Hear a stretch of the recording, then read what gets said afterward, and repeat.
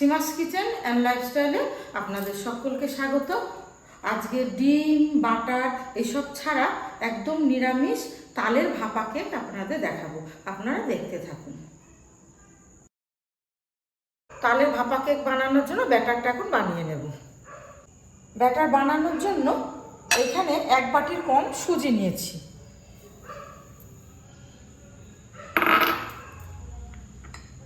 1 বাটির কম চিনি নিয়েছি,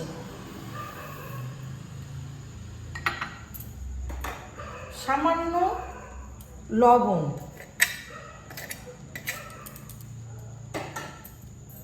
গুঁড়ো দুধ। এই দুধটা দিলে কেকটা খেতে অসাধারণ লাগবে। আর নারকেল, দেখুন আমি এইভাবে নারকেলটাকে এই মিক্সির মধ্যে কুড়িয়ে নিয়েছি। কুড়নি সাহায্যে কোড়াতে খুব কষ্টকর ব্যাপার, তো এইভাবে কুড়িয়ে নিয়েছি। নারকেলটা দেবো 3 চামচ।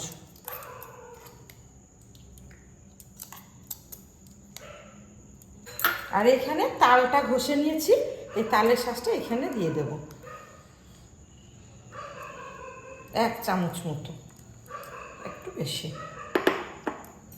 এখানে কিছু ড্রাই ফ্রুটস নিয়েছি, কিশমিশ আছে, কাজু আছে আর চেরি আছে, আমি এখানে দিয়ে দিচ্ছি। দিচ্ছি 1/2 চামচ খাবার সোডা, এটা দিলে কেকটা খুব ভালো ফুলবে। এবার আমি এই সব রকম উপকরণগুলোকে অল্প অল্প জল দিয়ে একটা ব্যাটার তৈরি করে নেব।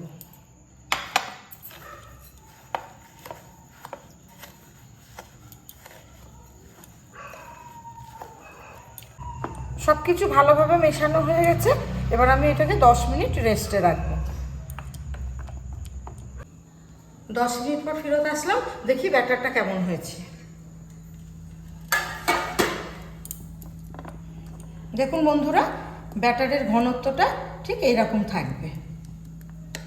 এবার আমি একটা পাত্রে এই ব্যাটারটাকে নিয়ে নেব। আমি এই পাত্রটা নিয়েছি, এই পাত্রের মধ্যে আপনারা সাদা তেল, বাটার, ঘি মাখাতে পারেন। আমি এখানে সামান্য বাটার মাখিয়ে নিয়েছি। এবার এই ব্যাটারটা আমি এর মধ্যে ঢেলে নেব।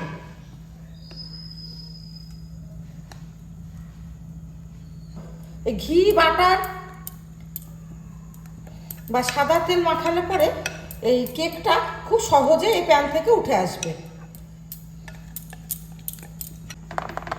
দেখুন বন্ধুরা, ব্যাটারটা পুরো এর মধ্যে ঢালা হয়ে গেছে। এবার কেকটাকে আমি একটু গার্নিশ করে নেব। চেরি ফলগুলো দিয়ে দিচ্ছি উপর থেকে।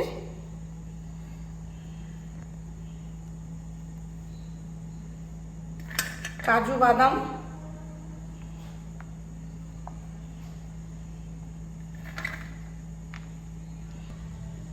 দেখুন এটা পুরো রেডি। এবার আমি এটা জলের ভাপে বেক করে নেব। জল ফুটে গেছে, এবার এর মধ্যে একটা স্ট্যান্ড বসিয়ে দেব। তারপরে এই প্যানটা এর মধ্যে বসিয়ে দেব। এর উপর দিয়ে একটা ঢাকনা চাপা দিয়ে দেব। তারপরে একটা পুরো টোপর ঢাকনা দিয়ে এটা আমি 15 মিনিট ধরে ভাপ দিয়ে দেব। 15 মিনিট হয়ে গেছে, আপনাদের খুলে দেখাই কেমন হয়েছে।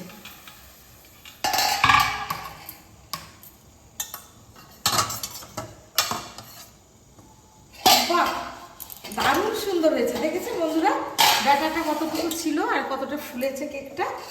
আমি একটুখানি ট্রাই করে নিই যে ভিতরটা কাঁচা আছে কিনা।